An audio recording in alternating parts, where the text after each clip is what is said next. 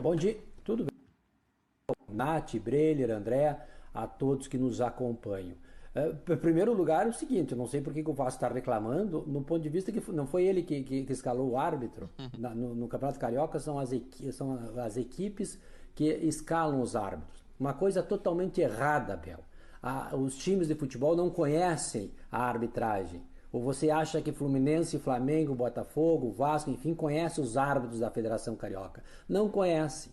Então são eles que escalam. Está todo mundo lavando as mãos. A comissão de arbitragem, a federação, os clubes. Agora o clube pede punição de quem ele escalou. Então está tudo errado. Absurdo, são caras novas, são caras novas discutindo um problema do passado. Então isso aí já vem há longo tempo. Então me parece, nós vamos debater agora, conversar sobre as decisões que o árbitro tomou em campo, mas no geral está tudo errado. Está tudo errado. Tá? Então se investe milhões, contratam firmas, não sei da onde, da Inglaterra, para dizer isso, dizer aquilo. Vamos discutir arbitragem a sério, aí nós temos que segurar os demônios e ter vontade política de resolver essa situação efetivamente, e não ficar tapando o sol com a peneira. Aí acontece o que aconteceu ontem. Conforme você falou, mais um árbitro na geladeira, quem é que vai sobrar? Quem é que vai sobrar? Já tem vários no Rio de Janeiro. Né, da tão honrosa que eu citei no outro programa passado, a arbitragem carioca, que era motivo de aplauso, hoje é motivo de vaias, jogo após jogo. Aí o Bruno Correia Moto. Nós estamos vendo um lance, esse, se não me falhar a memória, é o gol do David. Isso mesmo. Que é um lance que milimetricamente impedido. Aí você tem que confiar na tecnologia, a olho nu não tem como você ver, né, milimetricamente. Eu acho que isso aí é um problema da FIFA. Essa regra número 11 do impedimento tem que ser alterada. É um absurdo você anular o gol pela unha, conforme você falou, que não foi cortada. Ou pela ponta do nariz, enfim. Então é um lance que não abre muito espaço para debate, porque é um lance que a cabine do VAR tem acesso, não é, a essas câmeras, e a olho nu você não consegue perceber. Simão, mas fala, Brelha. A câmera que eles usam para traçar a linha é a melhor para tirar essa conclusão? Quem escolhe a câmera é o árbitro de vídeo, né? No caso, o Carlos Eduardo Nunes Braga. E eles pegam a melhor que tem. Pois me parece que nessa aí tá muito complicado esse gol. Não tem como você afirmar categoricamente que o David estava impostando impedimento. Eu acho que esse é o ponto, né? É a melhor que tem, mas dava para ser melhor. Dava para investir numa tecnologia como se faz nas competições europeias, em que se tem ali o 3D, não sei o que aí mostra sem erro nenhum, como foi utilizado na Copa do Mundo, essa unha que não foi cortada, que para mim também é um absurdo, tá, Simão? Acabei de falar aqui de um gol que foi anulado do Aurora com o Melgar. É um absurdo. Que vantagem que o cara tem ali com um fio de cabelo na frente. Nath, e esse lance está exatamente no meio do campo. A câmera está lá embaixo. Utilizar a câmera do meio campo. Normalmente eles usam a câmera de impedimento, se eu estiver errado, o Simon pode me corrigir, é uma câmera muito mais próxima do gol. Sim. Exato. Só que esse lance, ele foi no meio de campo. Mas tem uma câmera ali no centro. Então, por que eles não usaram a câmera Tem uma câmera no centro? Essa é a pergunta. Por que não usaram? Eles usaram a câmera que fica lá perto do gol. Aí tá num ângulo lá que não é favorável. Ou tô falando... Tô errado, Simon? Não, tá certo. Exatamente. Tem alguns estados que tem na própria linha do impedimento, da intermediária, uma câmera que é colocada na arquibancada. Mas é uma opção que todas as câmeras vão pro VAR, e a opção, quem faz a opção é o árbitro de vídeo e o AVAR. Os dois que estão lá pegam para eles a melhor câmera que tem para apontar essa questão do impedimento. Mas é uma questão que nós vamos debater, a não ser, conforme a Nath citou aí, o impedimento semiautomático, que daí é com precisão. Nos demais casos, nós vamos ficar debatendo, porque essa regra tem que ser alterada, tem que ser o corpo inteiro na frente. Caso contrário, não dá. É questão milimétrica. A questão milimétrica é o impedimento semiautomático. Aí é muito dinheiro. Aí nós estamos falando de jogos da Copa do Mundo.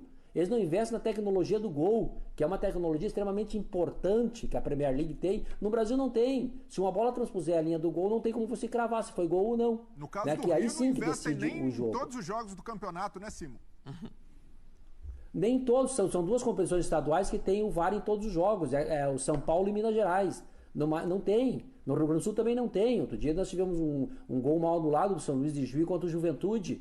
né, que pode ir lá na frente fazer. Isso é outro absurdo para ele. Você começar com uma competição, uns jogos tem, outros não tem. Inclusive o Campeonato Carioca, tão badalado, e segundo o meu conterrâneo Tite, o melhor campeonato estadual do Brasil, não é?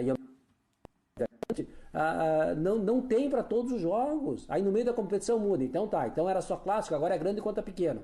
Cara, olha o negócio que eles fazem. Aí se investe milhões no futebol, se debate contratações milionárias para um negócio mínimo eles não resolvem, que é o negócio do gramado e o árbitro. Se essas duas jogo futebol. Se não tiver árbitro, não tem jogo também. Olha, Simon. Mas vamos lá, que tem mais lances ainda, né, Bel? Tem. A gente vai para o próximo lance. Só para completar sobre esse gol anulado, eu confesso que eu já assisti várias vezes, revi ontem à noite e hoje, e não consigo ver impedimento do David nesse lance aí. Você destacou que não tem muita discussão, porque é analisado lá, eles têm as câmeras dele no VAR, etc., deles, mas eu vejo o Guga, lateral do Fluminense, dando condição aqui no canto, e não consigo ver que o David está no campo de ataque do Vasco. Para mim, ele está no campo de defesa. E aí, o Simon tem contra a regra, isso. E o Simon tem um ótimo ponto que é: devemos confiar na tecnologia. Mas quando quem banca essa tecnologia é uma instituição como a FERJ, que não tem credibilidade nenhuma, fica muito difícil confiar em tecnologia e principalmente em quem opera a tecnologia, né?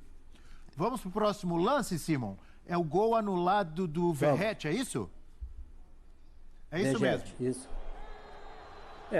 Esse lance aí, ó, Bel, também pela câmera 1, não dá para te cravar se foi falta ou não.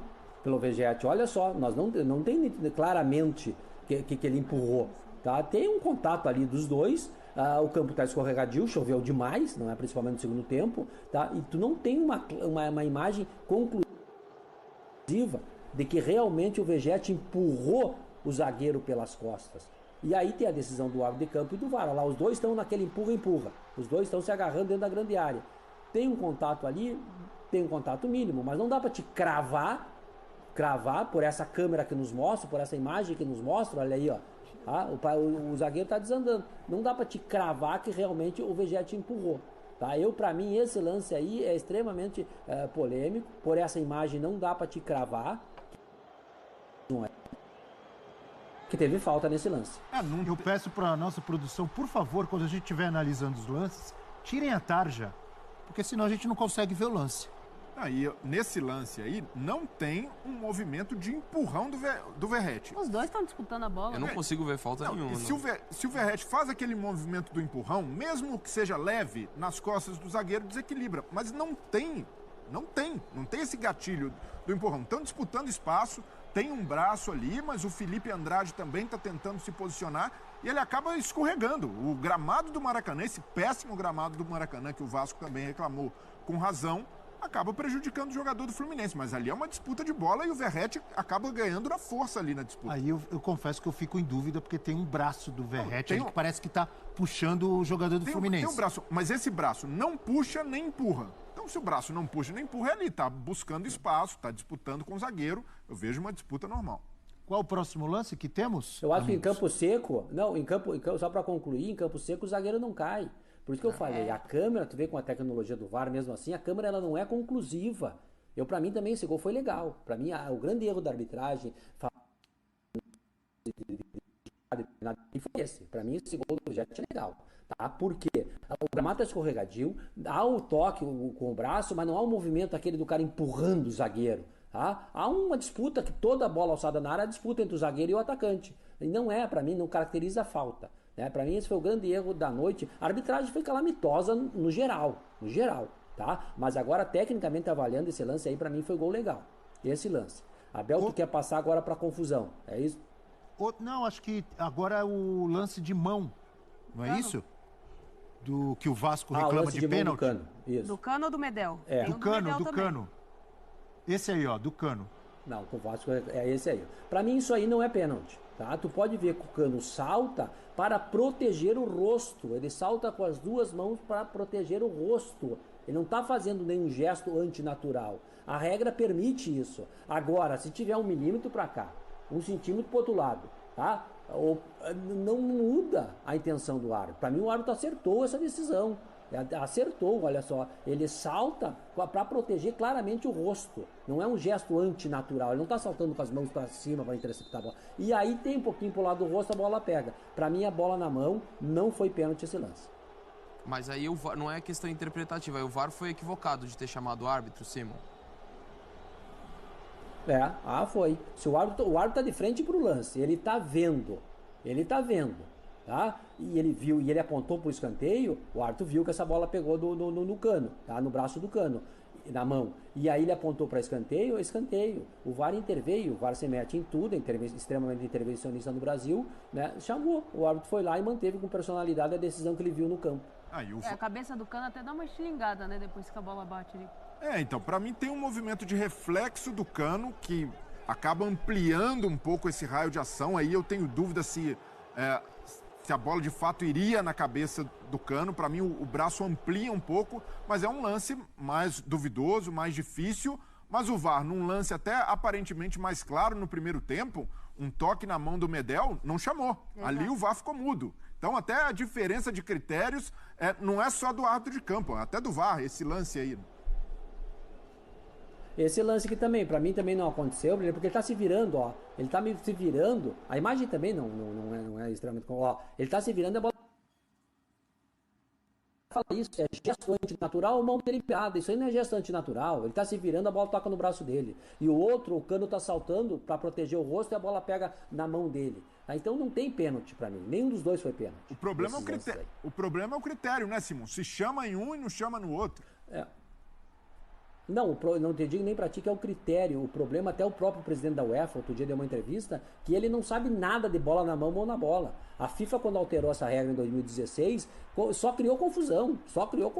Isso nós vimos no mundo todo. Uns dão pênalti, outros não dão. Não é um caso só do Brasil, né? Mas eu tenho claro, lendo a regra do futebol, que é mão deliberada, como era no meu tempo, e gesto antinatural. Tudo que é gesto antinatural você coíbe. Caso contrário, não tem como o jogador tirar o braço para jogar futebol. É uma confusão inacreditável esse negócio. Eu concordo com o Simon. E confusão agora... Agora que vai ter a confusão, Abel. Vamos lá para a confusão, vamos lá. A briga dos jogadores. É uma bola... Empurra. Isso, a briga... Tem uma bola no escanteio que é para bater lá, uma falta próxima à bandeira do escanteio, e aí começa a confusão. Em 2 minutos foram mostrados 6 cartões, 4 amarelos e 2 vermelhos. Não é? O amarelo para o Ganso e para o André, e para o Vegete e João Vitor. E o vermelho para o Thiago Santos e Medel. O que aconteceu? O árbitro estava perdido no campo. Aí ele sorteou 2, os mais exaltados ali, ó. Aí é o André com o outro adversário. Aí os 2 mais exaltados nessa confusão toda, o árbitro perdido, ele sorteia 2 e expulsa, que é o Thiago Santos e o Medel. E o Medel não queria sair do campo, né? Porque disse que não fez nada. Então é o seguinte, a arbitragem extremamente confusa, a arbitragem caótica, totalmente perdida. Isso tem sido pauta no Campeonato Carioca, uma arbitragem calamitosa. Eu acho que esse é um termo que eu sinto até dor em falar desse jeito, porque eu conheço esses árbitros todos, mas infelizmente, e a culpa muitas vezes não são dos árbitros, né? São quem os escala. E onde é que estão essas pessoas? Tá? E tem que melhorar muito a arbitragem. O Rio de Janeiro, eu falava outro dia, só tem um árbitro da FIFA, que é o Bruno Arleu, que está machucado e que não está apitando o Campeonato Carioca. Tá? Então realmente é muito complicado. Arbitragem totalmente perdida nesse clássico, com chuva, campo escorregadio, gramado horrível, deu no que deu. Todo mundo reclamando da arbitragem, e aí, Abel, mais um árbitro aí que provavelmente vai para a geladeira também. Ô Simon, e essa confusão começa com uma agressão do André no Zé Gabriel. E a agressão que deveria ter sido punida fica em segundo plano, e ali ele perde o controle da partida. O fato, exatamente, Brilho, você lembrou bem, né? O que originou tudo isso foi a agressão do André, que deveria ter sido expulso. Ele não tomou a decisão lá. E aí no futebol é assim, começa a se criar problemas. Que esse negócio assim que os jogadores não ajudam o árbitro, eles nunca ajudaram. Na minha época também não ajudavam. O jogador não entra em campo para ajudar árbitro de futebol. O jogador entra em campo lá para poder tirar proveito, ele vai tirar proveito. Então o árbitro tem que ter consciência que tem 22 caras ali tentando enganar ele. Só que ele tem que ter autoridade, ele tem que se impor com respeito, com personalidade, com convicção, com conhecimento da regra do jogo, saber onde ele está pisando, tá? E isso aí quem te dá é a experiência, é o tempo de trabalho. Outro dia eu vi uma matéria em que um árbitro se formou em 2021 na Federação Carioca, 2024 está apitando no Maracanã, tá? Então é muito pouco tempo. Não precisa ficar que nem eu fiquei, a Abel e companheiros e Nath. Eu fiquei 6, 7 anos no amador, me deu uma baita escola. Eu acho que hoje em dia você acelera esse processo, mas também não é assim. Você se formar aí e querer apitar grandes jogos. Então é um problema estrutural. Ou você encara de frente esse problema da arbitragem brasileira e obviamente das federações, da CBF e das federações, a CBF está quieta, a bola não está rolando, pois que a bola rolar começa a confusão. Mas os estaduais agora, todas as federações estaduais com problemas de arbitragem. Então, ou se encara de frente esse problema e realmente melhora essa questão, com profissionalização e outras coisas mais, ou vai mudar as caras. Pessoas novas falando do árbitro, de problemas antigos. Antigamente era mais brasileiros, agora tem outros importados aí que vêm aqui e falam também. Nada contra. Eu sou favorável à competência e quem tiver competência que se estabeleça independentemente de país. A gente sabe que o nível da arbitragem brasileira é muito questionável, mas no Rio de Janeiro acontece um negócio sério. O que acontece no Rio de Janeiro é uma arbitragem sofrível e ruim de forma crônica. Erros que se repetem, e não é de agora não. Vamos lembrar, Fred, em 2015, num Fla-Flu, disse o campeonato carioca tem que acabar, gerou a maior polêmica. Em 2022, o Fred mais experiente, já sabendo como as coisas funcionam no campeonato carioca, o Fred entrou ali no esquema de esculhambação, num jogo, numa semifinal contra o Botafogo, pintou e bordou, teve que ser caçado em campo para ser expulso. Então, porque os próprios jogadores vão incorporando isso. E quando a FERJ não toma providências, ela é cúmplice de tudo que acontece. E aí a situação que o Simon citou, chamar diretoria para escolher árbitro, isso daí é uma transferência... bizarro. Uma transferência covarde de responsabilidade. O VAR, no começo, não só vai ter VAR nos clássicos. Aí passa a ter problema nos jogos dos grandes. Então vamos colocar em todo jogo de time grande. E os pequenos que lutem, que se virem, são parte menor do campeonato. Uma bagunça generalizada. A própria FERJ bizarro. Desvaloriza o seu campeonato. E aí não vamos nem falar do gramado do Maracanã, que mais um ano fica interditado, demora a abrir, e quando abre o gramado está esse lixo. A federação que não toma providência para profissionalizar essa arbitragem, acha que é só afastar que resolve. Então hoje, o Tite até citou, o campeonato mais forte do país. Se a gente analisar o nível técnico e fazer uma proporção com o potencial do produto do campeonato carioca, os times que disputam a tradição, hoje dá para cravar tranquilamente que o campeonato carioca é o mais esculhambado, o mais avacalhado do país.